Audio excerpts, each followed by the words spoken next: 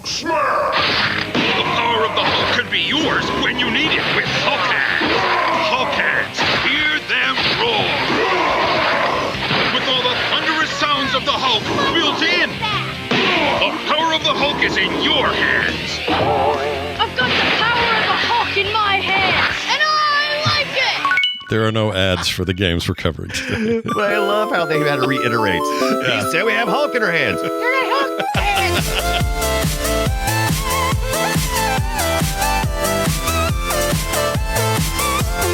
Hey everybody, welcome back to Play Retro. This is Play Retro. We talk about old games here, and I'm one of your hosts, Scott Johnson.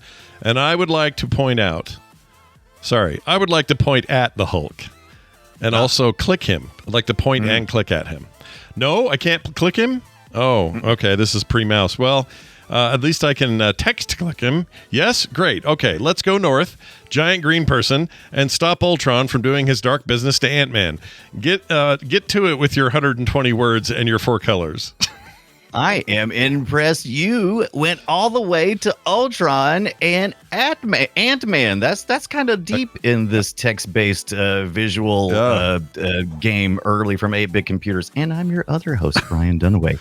And I just woke up tied to a chair in an empty room, shirtless with only my purple pants to hide my shame. What shall I do? Bite lip, turn into Hulk, collect gem, text, parse my way to death after death in this early comic crossover adventure until I rage quit. Brian Smash! Yeah. Oh, wait. You guys had a hint book? Oh, shit. You guys had hint books? I could have used the hint book. Dude, you can't play this. People, I see it all the time. People say, like, after 20 years, I finally beat insert text adventure game here. Yep. Because those fools decided they would play it sans hint book. Yep. It don't work. Nope. It don't work. Nope. I'll tell you what, though. Telling the Hulk to go north is a fun thing to do. Yeah. It's a weird idea. But we're going to talk about the Questprobe Marvel comic text adventures, which I didn't know existed. Brian has a real important connection to these. I have no connection. So for me, it was just like discovering this new thing that clearly had an impact on people. And the more we brought this up in public and other shows and stuff, the more people are like, oh, I love those as a kid. People losing their minds. Probe. Yeah. So everybody wants to get probed by Quest, and you get to today. Yeah. So we're going to talk all about them. For those who don't know, we're going to talk about this in a minute. But yeah, it's the earliest Marvel game where there's a text adventure, but there's graphics on screen for 8-bit computers with a comic tie-in.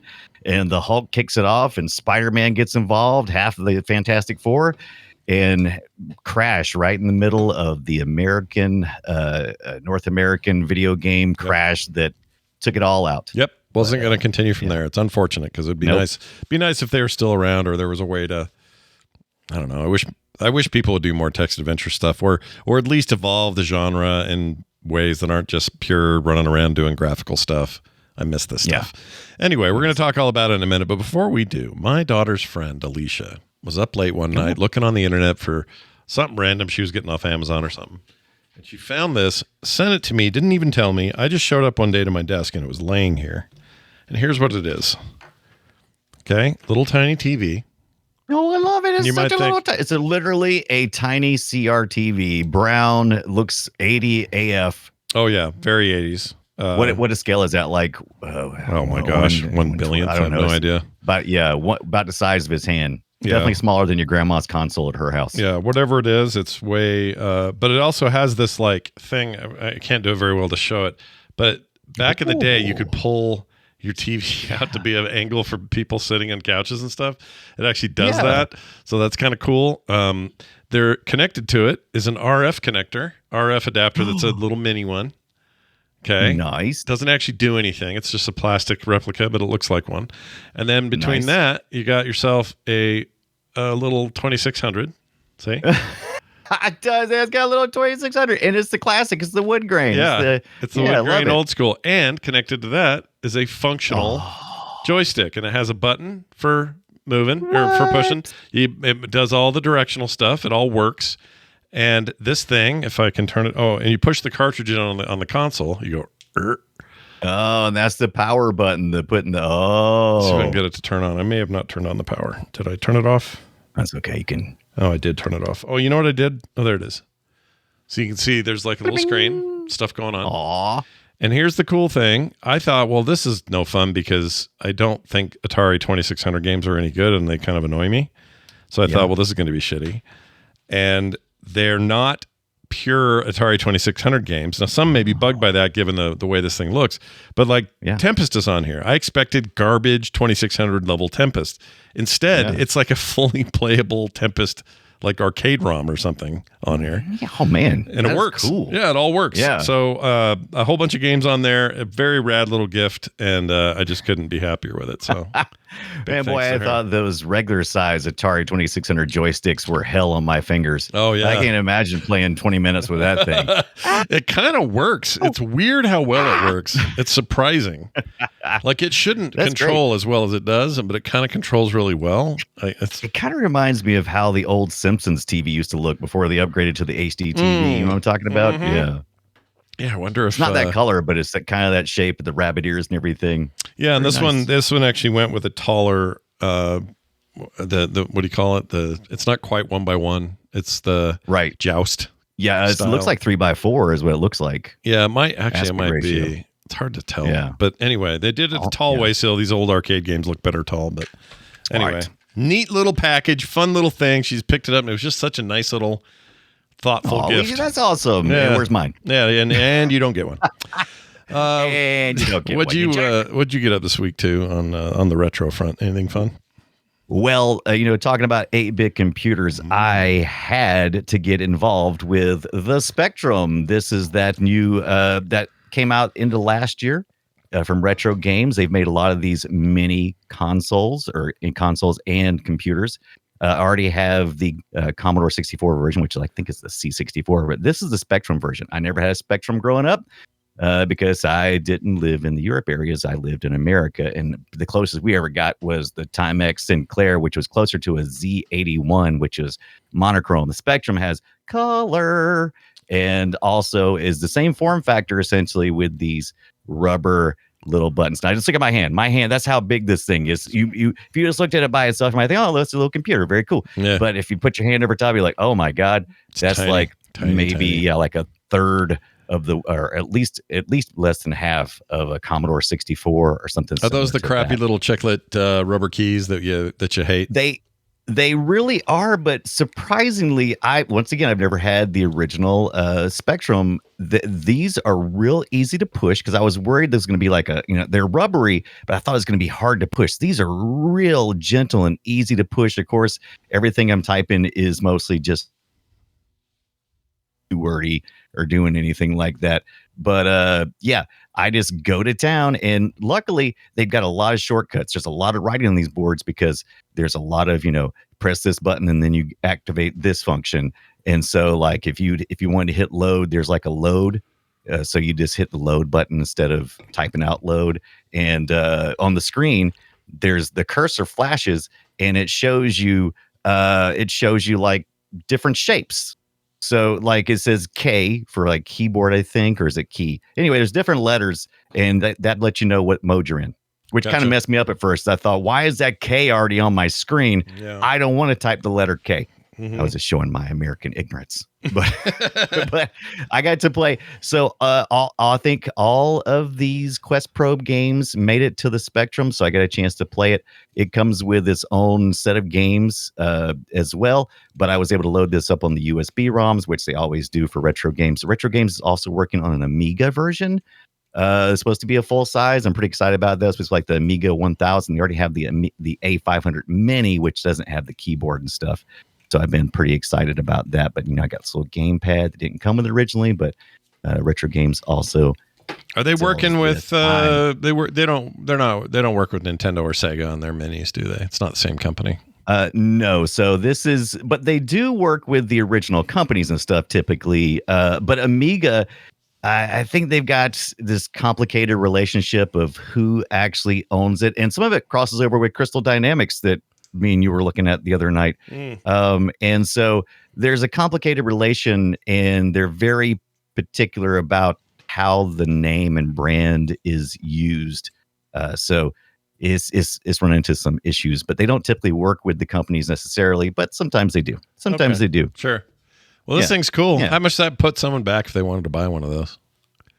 So I live in America. Yeah. I ordered this off the UK Amazon on pre-order before they pulled it because they realized shit. they put the pre-orders up, but I was on it. I was like, oh, I saw it. And I got in there, and then they sent out an email and said, "You people can't do that. This is not supposed to be shipped to United States." And I'm like, "Too late, buddy. Pre-orders in, baby."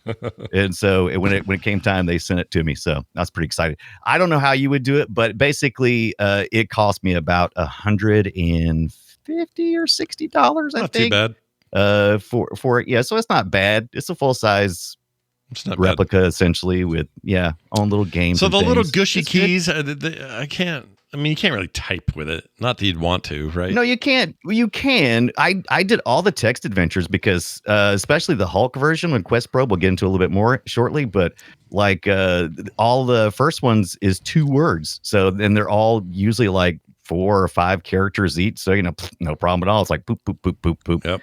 and it doesn't take any time. And then you got like shortcuts for like for look is this L, and and inventory is I. So I mean, I had no trouble playing the text adventures using the Spectrum this week. Also play on the Commodore 64, but we'll get to that as well. So, Yeah, that's cool. Go ahead. I love it. By the way, one last quick thing before we go, before we move on. Yeah. Space Venture. Remember we talked about the two guys from Andromeda? I got a key. Space Quest. They sent me a key. That's awesome. Space Venture is out finally. I didn't think it would happen. It's been going on for like over a decade now since they kickstarted it. And so finally it is out there. Go get it. And we talked about Croc last week. It released as well. Good old games. And a lot of the PlayStation, the Xbox, get it wherever you want it. But I think it was like $30, I think. The remastered version. It's got the first and second in it. I picked mine up. I haven't had a chance to play it yet, but I'm excited. Space Venture on Steam for $14.99. Currently has only 24 reviews, but all of them are positive. 100%. Yeah, you don't get better than that. Yeah. It looks great. I'm excited to play it. I got a key. I have not had a chance to launch it yet, but I'm excited about it. And congrats to Chris Pope and all those guys over there for they did it. I saw it this year, and when I went back and read the decades worth of people going, "Is this ever coming out?" I thought there's no way they're going to hit this latest mark. But guess what? Prove me wrong. Yeah, prove me wrong. They did it. Sometimes stuff comes through. You never knew. Glad for it. Yeah, me too. I think that's awesome. All right, let's get into it today. We're going to talk about a game. Well, a series of them. Shall we play a game? Indeed, we shall. The game we will play is a series of games called Questprobe, and these were specifically Marvel comic text adventures. We'll be talking today about the one called Featuring the Hulk, one called Featuring Spider-Man. Oh, look at you with the comics. I didn't know you had the actual all the comics. Oh, yeah, the comics all came in. I had this back in the day because you would get that when you would purchase Questprobe the Hulk for $9.99 in the U.S., come with a 5.25 floppy, and would come with the 75-cent Marvel comic Hulk. And I had read through this, and I've got the third one, and I have Spider-Man. He's in here too, but I gotta pull him out. So it's Spider-Man, the Hulk, and then Human Torch and the Thing. That was one. Yeah. The Human Torch and the Thing. Yeah. They were supposed to do one called X-Men / Doctor Strange. Planned, never happened. Like you said, the crash kind of did that for him. But yeah. There were supposed to be 12 of these bad boys that came out. Scott Adams, he's the guy behind all of this, the mastermind, and didn't make it. But there's a Spider-Man, and it's a fun time especially if you're a Marvel fan. Oh, or yeah. just a comics fan in general. Yeah. If you like comic books and you're like a Marvel completist, I don't know how you don't go back and check these out. You got to check these out. I saw they're also let me tell you they're on archive.org. Yeah, let me tell you. Yeah. Oh yeah, archive.org. It's super easy, quick to do it. You can play it right there in the browser. I recommend, unless you hate yourself and want to do something better. Yeah, but it's not hard. Me, like playing them there feels pretty. It feels pretty natural, but. Yeah, you'll know. I mean, the problem with playing old games through a browser is that you realize the entire time that you're playing an old game through a browser. It's not that it isn't authentic or runs well. It's just that you realize this is a very emulated, archival kind of way of doing it, and that's fine. it's just not quite the same as like that. Probably playing it on that mini you got is probably the way to feel the best about things. It is so good because you got the abilities to do scan lines and stuff, and it's the right format. It's got pixel perfect size for the screen. It's got let me see, can I show you this? So this is what let me put it back over there. That's what I'm looking at right now, and you'll see there's a little the cursor actually says AI, which is not artificial intelligence. But yeah, you can just it's real easy to play that way, and it's just a pleasure if you got it. If you got it, it's the way to do it. Yeah, if you've got it, and maybe in Europe you do, and maybe you shelled out the $160 here in the States, but that would be the way to play if you can. Yeah. The other way is fine. The browser's fine. Like I'm not gonna. This is how I played. Oh, yeah. I won't. I'm not gonna beat around the bush here and tell you I did anything fancy. I absolutely played via the browser, and it was fine. Like I say, the word "fine" is your operative word here. It's not. The way the Lord intended, but perhaps, but it was fine. So, it's a short game. It looks like this looks like either the Commodore 64 or the Apple. Apple II, I believe. This is the Apple II. Yeah, this is the Apple II. Yeah. Yeah. Which is not graphically the most impressive one. None of them are graphically impressive. Let's be honest. They're all, they're all okay. This was the situation. Yeah. This situation. The year is 1984. I'm a huge Marvel Comics fan. I'm reading comics left and right. I love my Commodore 64. I love all the stuff I'd done up to then. I've done a lot of type-in games, which is magazines. You get magazines and you type in stuff. A lot of text adventures there already. So I'm already primed. Here I am purchasing a game tied in with Marvel with a comic book in it, and I get to see for the first time my comic, my comic loves right on screen in 8-bit glory. It was the most exciting thing that could happen to like a 10, 12-year-old. Oh yeah. When you're in the, I can't even imagine. That's why I was so pissed when I heard about these. Cause I was like, I would have been so into this, and it just wasn't, I just never heard about it. And I was into this world. I had an Apple II, like this version we're watching. I didn't have, a million ways to play it, but I had enough ways that I should have at least known about this shit. And I didn't know. I just didn't know it existed. Like I said, it happened so fast because it literally happened 84, 85. They were going to publish a whole bunch of them. So I'm not surprised you didn't see it because you've talked about it. Your dad having to go through the video game crash of that time.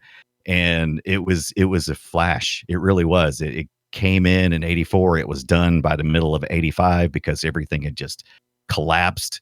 And so it'd been very easy. Dark times. Dark times. Dark times. Yeah. I'll never forget those dark times. Including Scott Adams, who we just saw for a second, not the cartoonist Scott Adams. They just showed him on screen. He was drawn and put into the game. He is known as the Examiner. Is that right? Yeah, think of him as like, Examiner. What is it? Who's not the Observer? Who's the guy in the Marvel stuff? There's observers like we think about the Watchers. There's the Watchers in the theory. The bald-headed giant baby heads. Those are DC, but yes, the Watchers. I think those are called the Watchers, right? The Green Lantern. Yeah, guys? the Watchers. But that's Marvel. No, you're right. No, those are different guys. Those are DC. I'm thinking of the Watchers. What? No. Hold on. Who are the bald guy? The bald guys that. Oh no, DC also have their bald guys, but I think we call ours the Watchers in Marvel, right? Yeah, I get them mixed up. But they're basically they're all omnipotent, watching everything, can tell when a pin drops across the universe kind of guys. That's their deal. Right. Yeah. Right. So they made one up here. They've just given him that role in this game. He's like, he's your narrator. He's your omnipotent narrator, sort of. Yeah, so here's the backstory. I'm sorry I'm jumping around. I have such a depth of love for this game. I'm probably not doing it justice by jumping around so much, but here's the story. So there's an alien race. They're kind of gotten soft over the years. They found a way to be peaceful, and suddenly an invading alien force is coming to their planet to take everything. And so one man stands up and says, okay, I'll figure it out. I will figure out how to war. So they know of Earth and its mighty heroes. And he goes on a quest with a probe this like a big monolith, like in 2001, the big black monolith thing. He takes it with him, and he comes to Earth, and he is scanning in these different superheroes, like the Hulk first. So he has to find the Hulk, and then he has to have Hulk jump through the Quest probe, and he scans him in to the computer, and then he goes back to his home planet, and he runs simulations. Right. He's testing. He's basically testing, right? That's the idea. He's testing. Yeah. So he's testing. Your camera went Zoom weird. Workplace just stopped on me too. So that was what. Is that me or is that you? It was you, I think. You're back now. Though. Okay, that's fine. As long as I'm still here. Did you hear everything I said? You didn't cut out. You're good because you were still on Discord. So you're okay. Good. Yeah. Okay. Good. Yeah. But yeah, that's basically the idea. And he's going through, and the idea was to have 12 of these. Scott Adams. Actually, Marvel reached out to Scott Adams, who was already making text adventure games, and Marvel wanted to get into the video game business. And they thought this would be a good idea. And apparently they thought that this was going to be a long-lived game genre, text adventures, because they signed a 12 game contract, which would basically maybe come close to 10 years. Jeez, right? Yeah. So that just shows you how Marvel didn't know what the crap they were doing, because they were like, yeah, this sounds right. Text adventures. Let's sign in with our properties with Scott Adams, and we'll tie it all in, and it just didn't happen. No, it just didn't happen like that. No, I mean, look, the text adventure thing was more, the crash mostly affected arcades, mostly affected what little there was there for home consoles, things like that. Nintendo being the one that would rise from the ashes and change everything. But at the time, things like this didn't seem like they seemed a little bit more crash proof, because you were talking about a very different market. Home PC people and PCs at the time being things like Apples and Commodores and Spectrums and all these weird devices, but they were also multi-use, so they weren't dependent on the games business as much as they were on just everything working out. So it's a little weird that this all took a dump around that time, given the format, because it wasn't the same as we can't sell any more ColecoVisions because the whole thing crashed, or Bally's getting out of the arcade business because all that went to shit. Like, it just feels like this was a weird break. I thought. It was odd. I don't know if this is kind of like an excuse, because I definitely know the arcade took a hit, like you said, but the personal PC I didn't think was really suffering that much. Like, I didn't feel it on my Commodore 64. I noticed it other places, but as 8-bit computer, I did not realize until I got older how fortunate I was that the Commodore 64 and the VIC-20 I had was exclusively mine. I kept it in my room. Almost all my friends, when I started thinking about it, I was like, oh crap. Every time I played a computer at any of my other friends, it was in the public area, right? It was everybody. It was the person. It was the home. It was the whole computer. Family computer. Sure, family computer. Yeah, it was the family computer. Yeah, not mine.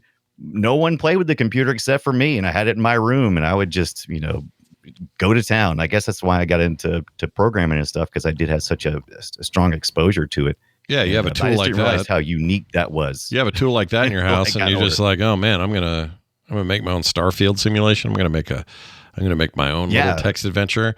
I did all that stuff too on the Apple II that we had, and I had a kind of a working game. It was like, go north. You've gone north. There's a spaceship here. Do you want to get in? Yes. Get in. Okay. Do you want to fly to planet Zymbion 4 or whatever? And I'd say yes. And then I would have a Starfield thing go whoosh. So it was like I thrust there, warp there. And I had like 2 or 3 planets I could visit, and jack shit to do when I got there. But still, I made it myself in BASIC, and I'll never forget that experience. It was a wonderful thing to be able to do as a kid. Yeah. Now, we haven't even talked about the actual function of what Questprobe featuring the Hulk is. It is a text adventure game, but it has graphics. Yeah. So the lower half of the screen is filled with the text adventure part, and the top part is, I think, illustrated by Marvel artists. I think they had someone on staff as well. I didn't quite. They kind of they started throwing a lot of names at me at one point, and I'm like, oh. Were they working for Questprobe, or were they working for Marvel, or were they kind of working for both? Right. I wasn't quite sure. Also, how do you translate? Because it's not like they had the tools we have today to translate to digital assets. How were they actually drawing this stuff? Because usually that was like command line math. Like, I think it must have. I don't know what they were drawing it with because there's a lot of hairy edges and stuff. It's not pretty. No. No. And some of them look better than others, but it's not pretty.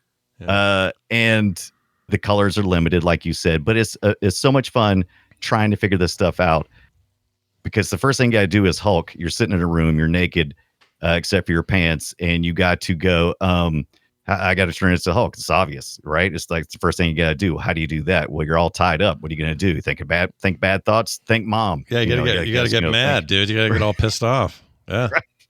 Right. So once you figure out bite lip or lean chair or something like that, so you fall out. That's pretty much the only two I ever knew. But bite lip is the go-to. It's really short. It's it's 2 quick words. You use it a lot because once you get out of the chair, you're constantly being reverted with a gas that turns you back into Bruce Banner. So you got to get angry again. And so you start doing like you said. You got to go west. You got to look. You got to see what's out there. Are there giant ants? So yeah, there's giant ants. What are you gonna do?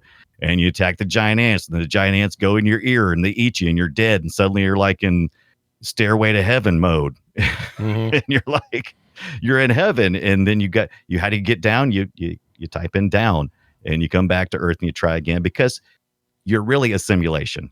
You're a player, and you're actually playing a simulation. This is not the real Hulk, and you're trying to understand how to use those powers. Yeah, he's basically playing God a little bit. He's like Q, it reminds me of Q in Star Trek a little bit. Yeah, he's Chief Examiner. That's what his name is. Chief Examiner. Chief Examiner. What a stupid name. Deputy assistant manager to the regional manager. I don't know. Yeah, the Chief Examiner looks a lot like Mysterio. As a matter of fact, the first time I saw it, I'm like, oh, is this like a Mysterio thing? There he is. But then you realize, yeah, he's actually, he's in there. He's the Chief Examiner. That's Scott Adams. Scott Adams. Yeah, he's like a D&D GM. He's like the general manager. What's wrong with me? Game master. He's like a game master. DM. Nope. Dungeon general master. manager. He's much more like a general manager. He's the comptroller, is what he is. He does comptrolling. He's the comptroller. Yeah. But I like the story in this game, though. This first game, this Hulk one, the story was all right. It's a little rough around the edges. Scott Adams, okay. Yeah. For any of Scott Adams' faults, he made something that was simple, doable, and he got it out there, and it at least inspired players to not be so frustrated and just give up, because it's still a functional game. It's a short game, unless you don't have the internet or a tip book. Yeah, because you're never going to figure some things out. Mm-hmm. I mean, just you're gonna try a million different things. Like, one of the first things you do is you try to go outside, and you walk outside, and it's like, oh no, gravity's too heavy, and you die. Well, you got to Hulk out first. Mm-hmm. And then you have to eventually get to by the way, we're going to do some spoilers here. So spoiler alert. Beep, beep, beep, oh God, I don't want to. Yeah. So, spoilers. So to, what was I going to say? I don't know what the hand signals are for spoilers. I'm just faking it. Spoilers. Spoiler. But anyway, you run into Doctor Strange, and he tells you to remember Nightmare, and that's how you go to the next level of Angry Hulk, and that's how you offset certain things. But I would have never guessed that. No, who knows that? Nobody knows that, but the Sorcerer Supreme. That's stupid. Right. But also, this is what we did back then, dude. We had these games. Nobody knew. There were no guides. You didn't go online. You didn't have any of that stuff. So what did you do? You showed up in like 6th period math and said to your friend, right, dude, I'm stuck on the thing with the deal. Oh, no, don't worry about it. All you got to do is tell Hook to say smash, and then he'll blah, blah, blah. Like, that's how we helped each other through this shit back in the day. And it was glorious. Yeah. It was a wonderful time to be alive. And your parents had no idea what you were doing, man. You were like having, this is like social media for real, but like this was your gaming forum. Is you're all hanging out at lunch saying, I'm stuck and I don't know how to kill, Megatron or whatever the hell you were playing. It's great. Yeah. The schoolyard quorum, that was something that we got together and we discussed that kind of stuff. Yep. And we also swapped disc, and I meant to give you the most amazing intro to some of these games, because software piracy was a real problem. Copying disc was a real problem, and their first thing was like, we're gonna do some copy protection, but the first thing we're gonna do is we're gonna educate the people and tell them just how terrible you are for stealing our work. Yeah. And so there's I think in the second release of the Hulk, I think there's it's like you got two choices. You can start playing the game, or you can read the biggest guilt trip you've ever had. And Wow. I love the guilt trip. It's a lot of fun. Yeah. I thought I put it somewhere to post, but I guess I didn't. Maybe I can find it here in a minute, and then maybe you can show it. But it's fantastic. It's even got an It's even got a 8-bit American flag flying in the background. Oh, It's that's cool. spectacular. Oh, They're a Florida-based company. Sure. Or were. Yeah, rah is what they're doing. That's cool. So moving down to what they did next, they decided that the next thing to do is everyone's favorite superhero at the time, Spider-Man.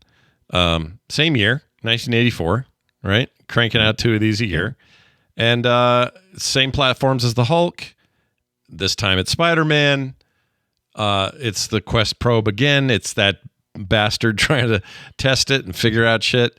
Now, I did not get very far in this one. I played a way ton of the Hulk one really pulled me in. I don't know what happened there, but it got to so bad that I didn't even really get that far in the Spider-Man one, and I didn't even touch the Human Torch in the thing. But there's the comic. How close? This is a good question at this stage, because you're holding this up. Yeah. How close to the comic story is the game story? Is it right on? Does it connect? Nothing. Nothing. Nothing.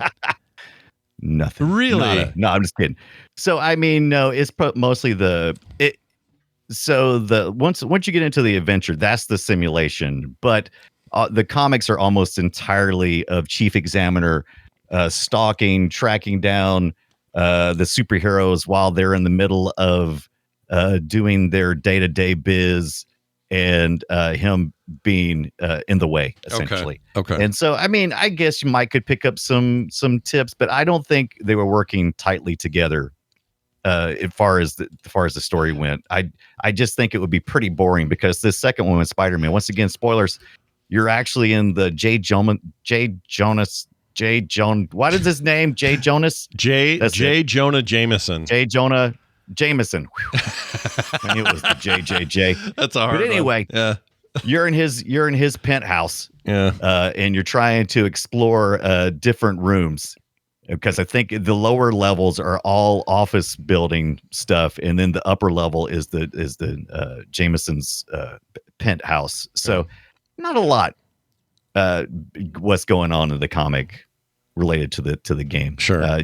But I'll tell you this, Scott Adams was shoving those hint books, because I think that's how they made their money. You know how Radio Shack, they sold stuff, but where they really made their money was on batteries. Always right? The batteries and little LED light type stuff, little shit like that. They were way into that. Oh, that's the wrong video. Yeah. So I kind of have a feeling that hint books, because the game was like $9.99 in the US, unless you had the Atari larger cart or whatever it was. I think that was like $20. But the hint book was like half that, and all it was hints, literally hints. Not answers. Nope. Hints. Nope. It was things like, hey, do you want to move north? Hit N. It's like that. Yeah. That was why not look at your watch? Okay, I'm looking at the watch. What's that for? It's the number of turns you've made. So they introduced some things in this one that you didn't have in the Hulk. You have you do more vertical things, exploring. You also have a watch, because that's important to know how many turns something is taken, and they'll expand that in the final version we get for the thing in the Hulk. Not the Hulk, the thing in Johnny Storm. Yeah. But they got a time mechanic in here. They've got you do some chemical combining, because when you start, this is the Spider-Man of where he has to make his own web fluid. So it's not organic. So this is that Spider-Man universe, whatever that one is. Mm-hmm. And so you've got a bunch of little things they've improved in the game engine. The game engine also takes more words now. and it's got more of a back and forth, and it gives you a prompt instead of just you typing in basically at a blank line. You'll have like "I want to," and then you can fill out the rest of the sentence. So it's trying to get a little more organic. And also, right now you're looking at Madam Web. Yeah, look at her. Look at sitting on her big ass egg sack or whatever the hell's going on. That's not her egg sack. I thought that was a yoga ball. Is that not a yoga ball? Oh, egg sack? Okay. I don't know what she's doing. Maybe it's probably. She doesn't look all that sinister to me. I'd see that and just like throw a rock at it or something. This looks dumb. Yeah. But you don't want Madam Web is not the bad guy here. In this case, she is literally hooked up to the building. So if you need to solve some problems, she's your in-game hint giver, which you didn't get in the first one. By the way, I don't think we mentioned anything about the gem collecting aspect from the first one. That's basically all you're doing. You've got to collect all the gems. If you mess it up, you're screwed. Yep. That continues here. There's what's called a bio gem, which I think is what the chief examiner is trying to feed in the programming into, because the bio gem is going to turn into a superhero, I think, at some point. That's imbued with the different powers of the superheroes, but you got to be careful because there's a nettle egg or something that explodes if you go too soon with it. It's a big pain in the ass. But yeah, so that returns, even though we haven't mentioned it, but it's in both. And it's the worst game mechanic ever. Do you like looking for gems, Scott, no, I'm not a big, I don't like doing, well, if I'm a dragon in a PS1 game, I don't mind it. It's all right. Right. Well, that's different. Yeah. But if I'm doing it in a text adventure, hell no. Yeah. I mean, because you won't know where that's kind of the idea. You go into a room and you'll run into the lizard. Remember that guy, right? And he's a big giant lizard man. Yeah, lizard man. Yeah, you have to figure out how to get him to give you his gem. And that's a little bit outrageous. I don't want to do gem. I don't want to do gem collection. I'll just say it out loud. I don't want to do it. But that's how you complete the game, though. But if you want the good or bad ending, you got to be I'm glad I didn't play much of this one then. I feel better about it. Yeah. Because I don't think you got to do it in the first one too. Yeah, but it never felt like required in that first one. You know what I mean? And I guess not truly required in the second one, but it's a bold move to say, hey, in this very ambiguous go north, go south, no hints, all that. Also, while you're here, get these gems. It's like, holy shit, dude. Yeah. That's a lot to ask. I mean, you got to collect, I think 16 in the original one. And the only way you can, in the Hulk one, the only way you can win the Hulk one is if you collect that one gem and you drop it off last. And there is no shortcuts. Like you enter into a limbo area in the first one, which has all this MC Escher type imagery, and you have to say like drop gem. And if you have 8 gems on you, have to type drop gem 8 times. Mm-hmm. Drop gem. Drop gem. Drop gem. Drop it. And you can't drop that bio gem anytime sooner than the last. If you do, you don't win. You only get like 98% complete. You'll never get the chief examiner to come out and say, "Good job, gamer." Mm-hmm. You never see it. You just float around forever fighting ants. Yep, fighting ants. And because fighting ants. I don't know, man. This one just didn't draw me in the way the other did, and I don't know why. It's got so many. So the first one had a couple of run-ins with other heroes, right? You had some crossover. You had a couple of run-ins with.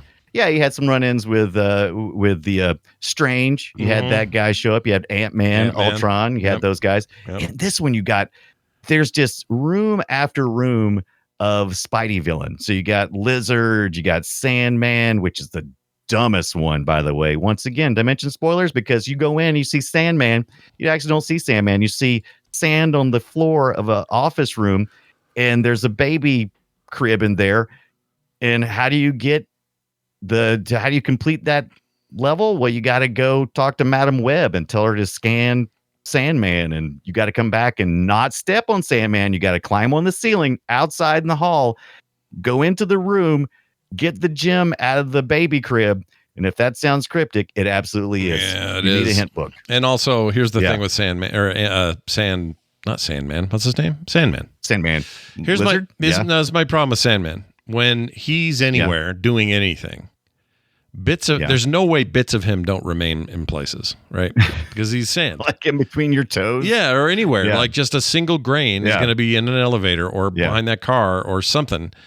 Do those grains of sand, do those bits he leaves behind, or they get blown down to the beach and mixed with real sand? What are they doing? Are they hanging out? I don't know. Do they have powers unto themselves? Can they do little grain-sized things? I got questions about that guy. I got questions. He always seems so sad. The thing about all of Spider-Man villains, they always seem to be not intentional villains. Yeah. Right? Yeah. It seems like that's always their like thing. It's like, oh, he's not really bad. Matter of fact, what was it? One of the Spider-Man movies not too long ago was all about that. And I think I'm the bad guy. Maybe I can save all these guys, but that doesn't come up here. You just have to freeze Hydro Man, which I don't remember Hydro Man at all because he's standing next to an aquarium in an open office room. And Madam Web says, you got to make him solid. And you're like, oh. So you got to go up to J. Jonah Jameson's penthouse loft and hit the AC unit and turn it down to below 31. And then you got to go back down and find him and take out the aquarium. As you need a hemp book. Yeah. Once again, I'm here telling you need a hint book for this effing game. It's just, unless you want to be like one of these people on Reddit I run across every once in a while who say they've been playing this game for 20 years and they finally beat it. And I'm like, I appreciate your dedication. Oh yeah. Made hint books. Yeah. I don't want to besmirch anyone who has that level of commitment, but I ain't doing that, dude. No. Also, I'm interested why there's no speed running on the Hulk. Once I figured out how to do it, you can complete the game in less than 2 minutes. Oh yeah, it's a beast. But also maybe that's the point is it's so easy to do once you know it that no one's going to want to once you know it, it's just like blip, blip, blip, blip. Also some of these games just aren't. Some of these games are just too old for speedrunning. I don't know. You know what I mean? Like you got to like what's the rules with this one? Yeah. You got to own the Commodore. An actual like how do you keep the rules and respect all of that with speedrunning for a game this old? Like I don't know, man. That seems like a lot to ask. Oh, dude. Oh, they always got a way. They always got. It's usually a specific emulator set on a specific thing, set on based around a specific set of things. Check out how look at Spider-Man. Look at this. This is a GIF I made while he looks like he's. Oh, you made that GIF? Yeah. Because that is. So in one of the things that's kind of frustrating looking now, I'm amazed at how infrequent it is that you get to see the actual hero, because this is all first person from the perspective of Spider-Man, and only occasionally do you get the full Spider-Man. And that's one of them right there with him shooting the web. And so I really was using my imagination, because when I was playing as the Hulk in that first one, I saw the Hulk a million times in my own mind's eye. But yeah, you kind of have to imagine him. That's true. You get Spider-Man's hands more in this one, I guess. But over here we got Doc Ock and Electro. Yeah. Is it Electro? I think it's Electro. I think you're right. Yeah.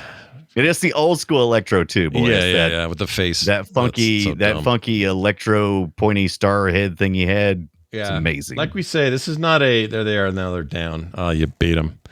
This is not a good looking game. You're never going to look back at this. Some of these poses for Spidey are okay, but there's nothing about this game where you're like, look at the detail in this room. Yeah. This is the era we're in. Nobody knows how to do this yet. We're still learning. No. The fact that it was graphical at all is a huge step above the Zorks of the world and stuff like that.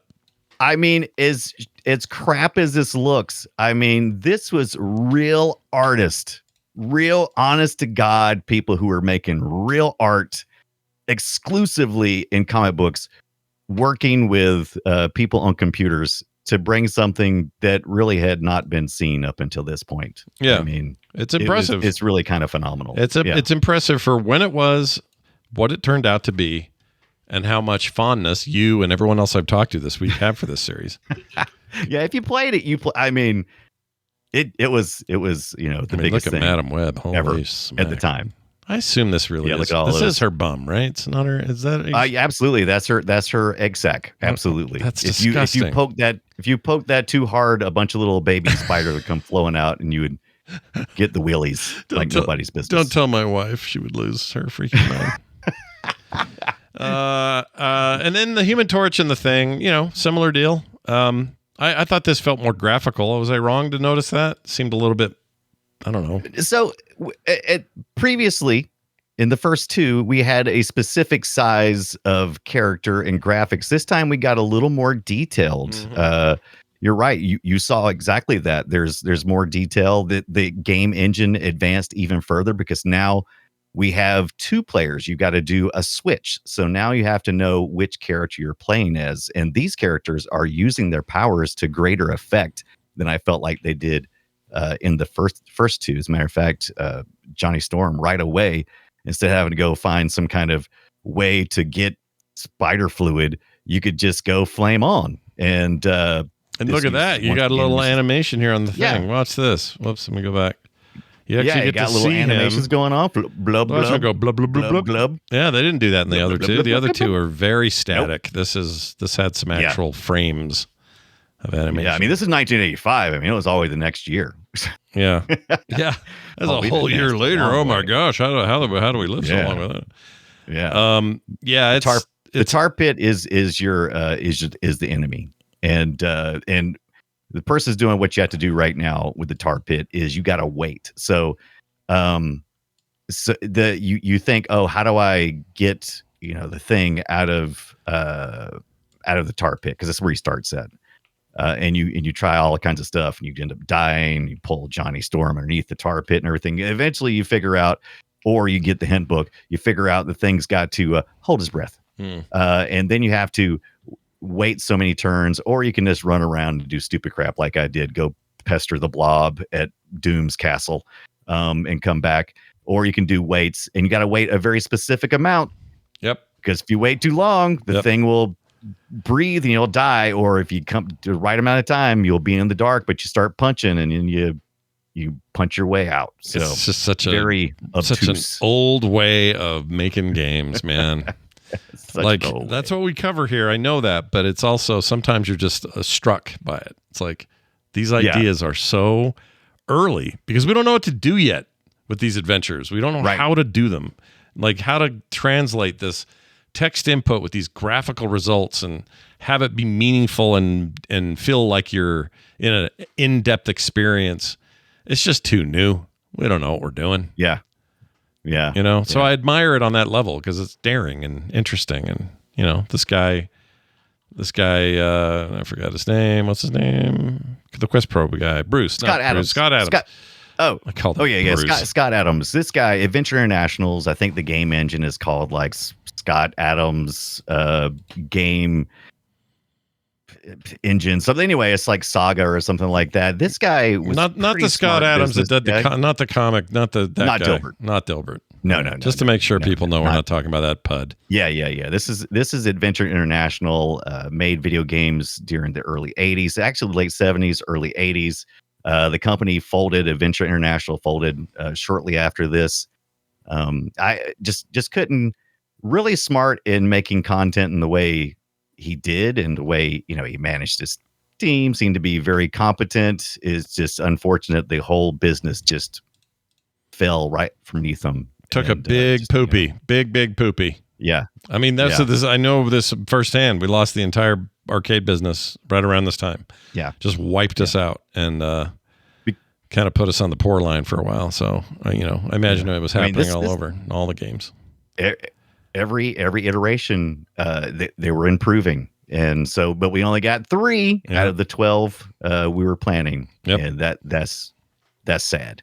And but it was getting better every time. Each game engine was a little more robust. And I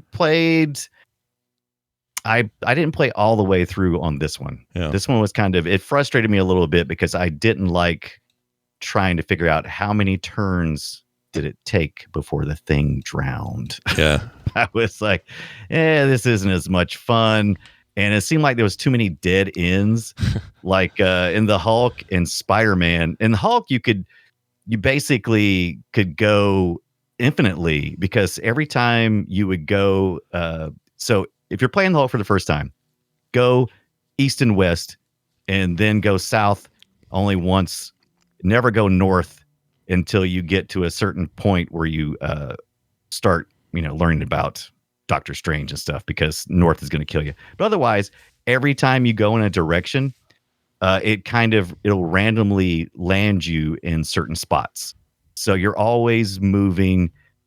Then in the Spider-Man, you have a lot of verticality and you can kind of go up and down the hotel and get to different locations. And this one, you kind of go down a path, you get stuck at the circus tent, you come back to the tar pit, and you just kind of like back and forth. And I just didn't like that too much.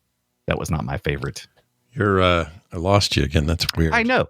I don't know what's going on with the Zoom. It keeps crashing, and then it says connecting. I don't know what that is. What is that? I don't know what that is either. Have you updated your Zoom? I just updated my Zoom right before the show, so maybe that's... I mean, I try to stay current. Let's just check real quick and see what it says. Yeah, I'm up to date. I did mine right before the show. It says 6.4.3. I don't know. It's weird. That's what I got too. So I don't know. Maybe there's some kind of issue going on with that. It's a fun little jerk. You know what? That's great though. A game this old and this ugly, and then to have a problem with the internet, I think is great. There's nothing wrong with that. All right, you guys, we're gonna. It seems to be working lovely. So I think I'm gonna blame Zoom. Well, here's what I want to see happen. I want the Fantastic Four movie coming out next year, right? Yeah, yes, next year. I want them to pause on a screen where they're all working on their little computers, their little 60s ass looking computers, and one of those computer screens, just a flash of one of these games. You know what I mean? Just a little nod, a little bit of love thrown this direction. I think that'd be cool. I would melt like a pool in my seat if that happened. I'd be like, they'd have to clean you off. Someone still loves me. Yes. They'd have to come. They'd have to be hey Frank, get the spatula. We got a melted guy again. Gotta peel him off the seat. Gross. Yeah. Well, all right, there you go. And then of course the X-Men Doctor Strange thing never happened. They were gonna do like Captain America. They were gonna do it all. And everybody was going to get a turn at the Questprobe. Everybody was going to have to deal with but they ended up finishing the storyline to Marvel's credit. Mm-hmm. If you read in the Quasar stuff, I wasn't big into the Quasar comic series. I like Nova. I read a bunch of the Marvel Galactic stuff, but Quasar was not one of the ones I read. But apparently the story is wrapped up there. I think there's actually the X-Men comic as well. I haven't got that one. This would be funny if you're looking for Questprobe. What a stupid great name. It's a terrible name. It's so dumb. But I love it. It sounds like I'm going to the Ford dealership looking for a bad sports car in the late 80s. I know, but how much in time was Questprobe? I mean, it sounds like 84. Questprobe. I mean, it just it just nails it. I would buy a Questprobe right now. Would you? You'd buy a Quest the new Ford Questprobe available now.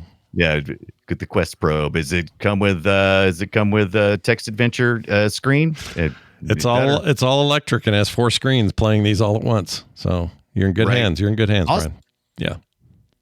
I waxed and waned, or whatever the word is. I waxed poetic. I remembered fondly the Text Adventure times, and then I went and looked, and I was like, what is going on with this Text Adventure? So there's something called the Text Adventure Literacy Jam 2025. Ooh. Apparently this has been going on for a while. Wow. But you can submit yours if you look it up, Text Adventure Literacy Jam 2025, and then by April the 30th, if you turn in your text adventure based on their specifications, you could enter and hopefully give yourself text adventure, and then send it to us. Let us know. You know what AI's been pretty good at, chatbots have been pretty good at, is creating a fake little text adventure. Don't do that. They're fun. I like them. Don't do that. They're a good time. But I love it, but don't do that. Don't make one like that. Optional theme is time travel. I like it. I draw the line. I see where you've drawn that line. I draw the line. All right, now time for us to play a game we made up. Destroy it. This is Guess My Game, a segment we made up where we play audio from an old game and we have to try to guess what each other brought. We get a platform and a year and 4 possible options. Brian, I'm going to play this for you. This is the arcade. Oh, man, you're going old. In 1975. Is that right? Yeah, 1975. It's old. All these are real games. Here is what you see there in the A through D are actual games. So I'll play it and then I'll tell you what your options are. So here we go. Okay. Enjoy.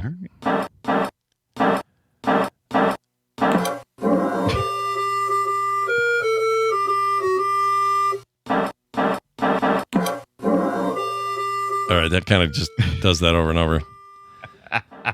So here are your options, Brian. Is it A? All right. A, gunfight, B, destruction derby, C, shark jaws, or D, space race? And again, these are all real and they're from that year. So good luck to you. Isn't that noise isn't that music like some kind of Western kind of thing that I've seen before or something? Or is it, I don't know. I don't A, know. gunfight, or B, destruction derby, C, shark jaws. Yeah. You think it would be unfortunate to make shark jaws and not use the shark jaws noise, or D, space race? Well, I can tell you that I don't Shark think Jaws anybody's- is not based on Jaws. It is based on Not based on it's like Jaws. a ripoff. Okay. Yeah. Right. So I'm gonna say, give me the A, the gunfight. It just feels like it's gonna be a gunfight. Am I? Well, let's find out if you're right. You are correct. Nicely done. All right. That game Yes. was it's basically Pong. Two cowboys walk up to the middle. There's some like cacti everywhere, and you're supposed to ricochet your shot from the top of the screen and try to nail the other guy while he's trying to do the same. So it reminded me a little bit like Combat and Pong had a baby, and that baby looked like a cowboy. Basically, that was it. And it was called Combat Pong. Yeah. I Right. vaguely Gunfight. remember we had one of these old machines. My dad ended up with it somehow. It wasn't even part of our arcade thing at the time, but he had it in the garage, and I just was fascinated by this ancient ass thing. It was black and white. Yeah. There was the color. They added color, but they did it with the tape on the CRT. Yeah, the cellophane, whatever thing it is. Yeah. Like We used to do that color with tape Space stuff, Invaders yeah. because Space Invaders, your guys, they'd come down a level and it looked like they were changing colors. It was the stupidest trick, but everybody loved that. Yeah, I know. It's that film that had like gradiated colors on it. It's really cool. I mean, and it's funny because I didn't see one of those until much later, and I thought all the Space Invaders were just black and white because it was just a second before my time. And they probably stripped them all off by the time I got to see them. They're probably like, this stuff's crap. It's so damaged. Just threw it away. And well, yeah. And colored. the other thing that's cool about it is 75 is considered like a very important origin year for gaming in general. Right. And there's a ton of this stuff where they just had to like the chat. Someone in the chat said it pretty well. Where is it? He said, the Wraith says very old games required the player to use their imagination and really use their imagination. Yeah. Like that's how this one was. But there's something about that when you've got very little to work with, but you still want to go put a quarter in there. It's pretty great. Yeah. Brian made this thing look ancient, right? That's right. That's absolutely right. Yours says no platformer year. I don't know why. Oh, that shoot. says that. Oh, crap. I have your audio. All right, hold on a second. Wow, I didn't. Wow, that is an oversight. Well, sometimes we just. That is. So, hold on a second. I apologize. Oh, man. How did I miss that? So, the idea was the NES 1989. 89 NES. Okay. That's pretty good. This is almost 10 years later, or no more than 10 years after mine. Let's see how we were doing then. Here's your audio.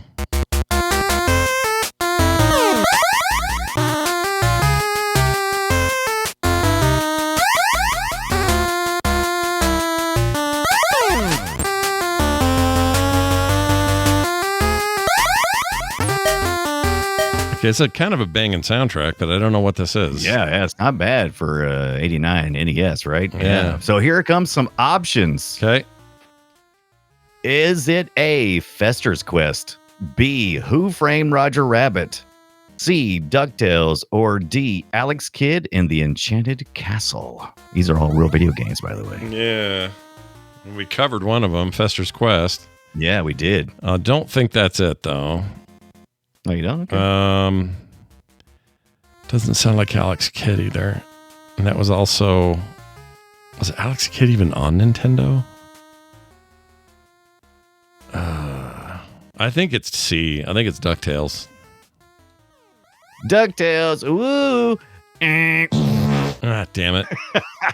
But you were close. Yeah. It was Who Framed Roger Rabbit. Please, Eddie. That's the worst Roger Rabbit scene anyone's ever done. Yeah, but is it? Please. Am I right though? That Alex Kidd and that stuff, that was all Sega stuff, Master System and Genesis, right? It was, but I think Alex Kidd did make it to the NES because I didn't pick anything that wasn't on the NES. Oh, I didn't know that. I always thought that was exclusive. Let me see.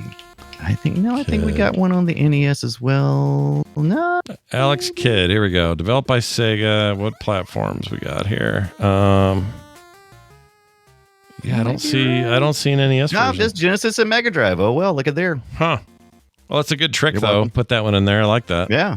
Yeah, that worked out nice. Yeah, there you go. You can get it in modern day. You can get it on a Switch because they have the collection, but other than that. Yeah. Well done. Very nice. I bought that thing. That was a good one. Yeah, Who Framed Roger Rabbit? I see it all the time. Who Framed Roger Rabbit? I see it in pictures and stuff, but I have not watched the film or done any of the games in decades. Did we do? I mean, we film just sack that or totally no? disappeared. I don't remember if we film sack that. I don't think we have. I don't think we have. Let's see here. Quicksack.li. What is it? Is it even hold up at all? I mean, I have this feeling this one of those things. It's like I'm pretty sure that doesn't hold up at all. I saw it sort of recently, and I thought it was with you, but or with FilmSack, but it's not. We didn't. I don't know why I saw it, but I thought it did. It still feels okay. What's the word? It feels like a movie that was just on the cusp of we would really know what we were doing. Right. This was an attempt to do a thing that nobody had truly done before. So in that way, it was really innovative. But then 3-4 years later, it was going to be solved with like NBA Jam or something. I don't know who did it better. But like live action animation combo stuff was just not, in a lot of ways, this thing broke ground. And I loved it at the time. I couldn't tell you now how it holds up. Oh, at the time, I loved it with a deep passion. I thought it was the best thing that was ever made at the time. That's the reason why I've been so hesitant to revisit it, because I'm like, there's no way. It's just no way. It felt like it was so steeped in the time. Mm-hmm. There's no way that it could have held up. I could be wrong. 1988. We should sack it. See what happens. Yeah, I mean, I love Zemeckis, and I've been afraid to kill it. Yeah, he's been doing that. I mean, that guy's always pushing. Wait, that was Zemeckis? Yeah, it was. Right? Yeah. Why my brain says Zemeckis? Was it Robert Bob? Robert Zemeckis. Robert Bob. Yeah, so he was always like pushing those envelopes, right? And kept doing it. Still doing it, really. His newest movie, that Her thing, or Here or There, or whatever it is. There, I think, or Here. What's it called? Oh, I'm going to find it. Yes. Here, it's called. That thing was it's the same idea. It's like, hey, what if I made a thing that we couldn't have made 10 years ago? So now I'm going to make it. Like, he's always pushing that shit. I like him. Did you ever read? I don't know a whole lot about it, but we need to do a deep dive on it eventually, I suppose. But Who Censored Roger Rabbit? I guess it's like was the fully animated. That was the short thing. It was or something, wasn't it? Right. My memory is real. I know. I knew there was. I seen some of the stuff on the DVD extra commentary way back in the day. But if you had to guess how many total films Robert Zemeckis has directed, what would you, and not including the two things he has in the works right now, how many would you guess without looking it up? If he's only directed, not produced or nothing else. Yeah. I'll say that you have a range. Right. Let's say you have between 1 and 100. Where do you think it lands? Wow. That's way higher. Cause I like when you ask, I was like, yeah, probably 22. It's probably like all other directors, I think, did 1 million. And it was just, no, their names on 1 million of them, and they've done 1 million producing things. But I would have to say 35, just because you said 100. Oh my gosh, that helped. It's at 33, okay. And if you count the 2 in production, that would be 35 by the time he's done. So nicely done. Yeah, well done. Oh, guess one's only because you gave me a hint. One's a TV show. Never mind. I don't know what that one is. Okay, never mind. Something called Tuned Out with a TOONED. What is this? No. Every man begins seeing iconic comic characters to help him understand the meaning of life. This sounds like some Roger Rabbit shit. Sounds like Roger Rabbit. Yeah. You got Zach Galifianakis, Christopher Lloyd. He's from Roger Rabbit. He's in that movie. And others. All right. Well, Good Have luck. people completely forgotten about Roger Rabbit? Would it be time for us to like do a deep dive or anything? I don't know. on that? I love that movie. There's just so much bullshit out there already created for it. It feels like it would be eaten up. Yeah, probably. Right. Gets just chewed up and spit out. Yeah. All right. Well, there you go. I lost. You win. I lose. You win. Is what I lost. say. You win. I lost. You win. We win. Hey, we want to welcome a game to Retro, everybody. Get ready. We've mentioned it before when we talked about our Spy vs. Spy episode, but the Spy vs. Spy 2005 video game for the PlayStation 2 and Xbox turned 20. 4/6. What's today? 7th? Yesterday. Old. Yesterday it launched. Yep. All them many years ago, and it's pretty good. I remember us talking about it a bit. Yeah, it's not bad. Yeah, we mentioned it. We mentioned it in our Spy versus Spy episode a while back, but we didn't do too much with it because it wasn't quite ripe. But guess who just showed up on the doorsteps, ripe and ready for us to change his diaper? It is Spy versus Spy. Yeah, get in there. Yeah, dig out whatever's ailing it. I don't know what that means. Hey, Brian, I'm gonna multiplayer game modes. Yeah, pretty good, right? Game modes and all. It's pretty good. Welcome to the treasure room. Doodly doodly doodly doo. Let's get to some feedback. Where the hell do people go? They go to voicecast.app/playretro. They can leave calls. They can leave texts. I'm going to start today with a call. This is from Master Wabbit. He has thoughts. Master Wabbit. He has some thoughts. I think corrections. Let's find out what he says. Hello, Scott and Brian. Master Wabbit here. An actual human being reading from notes to keep my thoughts in order that I typed up in my recording studio, not artificial intelligence. I'm just getting that out of the way now. During the SSX episode, the topic of guest characters came up, and I have to correct you on some comments you made about the Soul Calibur series. Link is a guest character in Soul Calibur 2 for the GameCube. Xbox version had Spawn. The PlayStation 2 version had Heihachi from Tekken rather than Kratos. Kratos wouldn't appear in the series until Soul Calibur Broken Destiny for the PSP. Yeah. Fun fact, the guest character for the PS2 version was supposed to be Cloud Strife of Final Fantasy VII fame. The licensing deal fell apart at the last minute, and for a time there was a Soul Calibur 2 HD online port for PlayStation 3 and Xbox 360 that brought Spawn and Heihachi together without Link. That port got delisted back in 2021 because I guess Bandai Namco doesn't really care about the series. Yes, I am bitter. Yeah. Take that. I love being corrected when there is that much extra information coming in. Yeah. Master Wabbit, you nailed it. Yeah. That was awesome. Plus, we're stupid. I should have known that. I knew that. I just didn't think about it hard enough.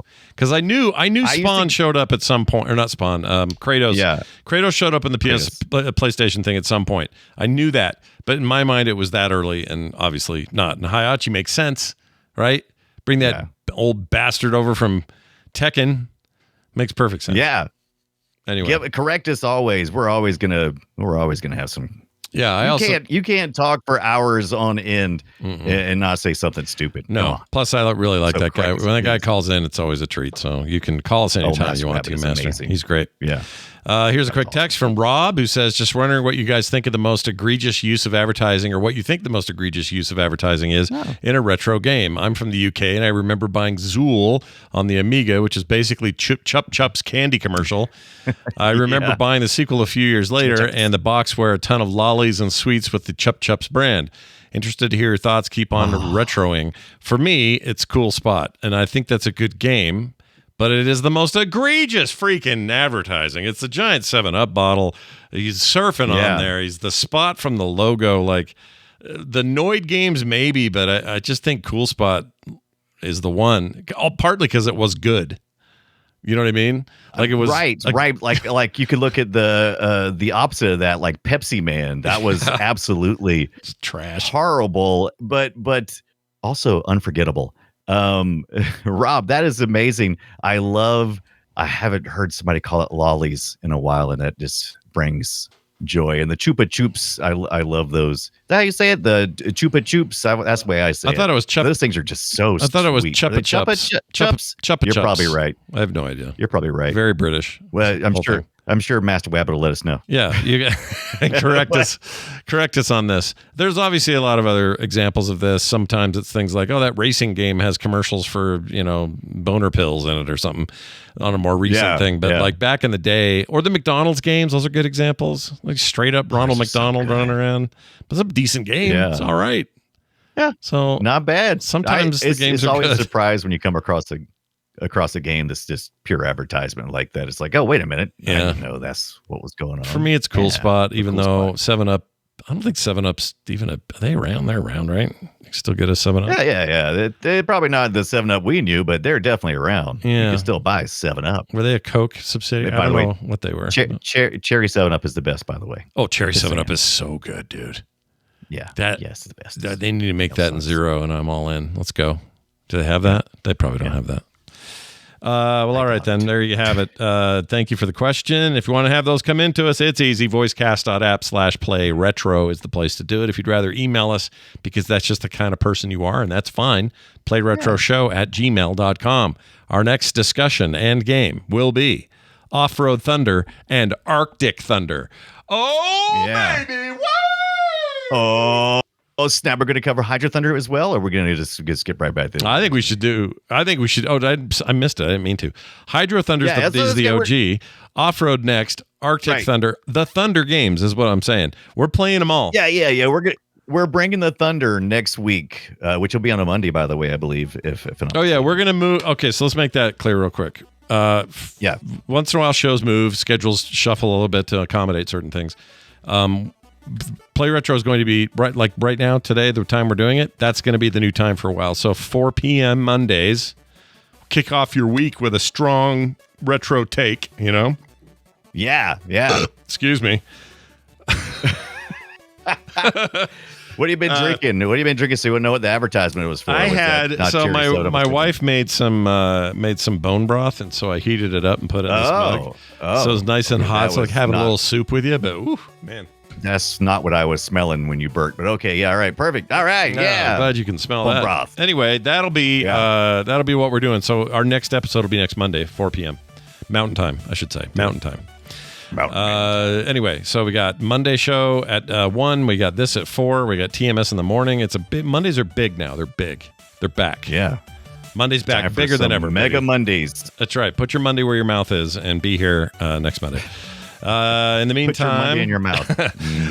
Big thanks to everybody who supports us on Patreon at patreon.com/playretro. Brand new folks like Adam Sloman and Lydia Bauer. No commercials ever. Pre-show content every week and other monthly benefits. Sign up today and reap the rewards. That's patreon.com/playretro. For all other things, including that, all the other stuff I said. If you're like, I don't remember all this stuff, Scott, no problem. Go to frogpants.com/playretro. Bing, bam, boom. It's all right there. I sounded like, what's his name? Doing this rap. Bing, bam, boom. Bim, bam, boom. A minor. What's his name? Kendrick Lamar. I was doing Kendrick Lamar. It's pretty good, right? A minor. That's the go-to. I love it. All right, that's it, everybody. Thanks for listening. Thanks for watching. Thanks for being here. And go play something retro. We'll see you next time.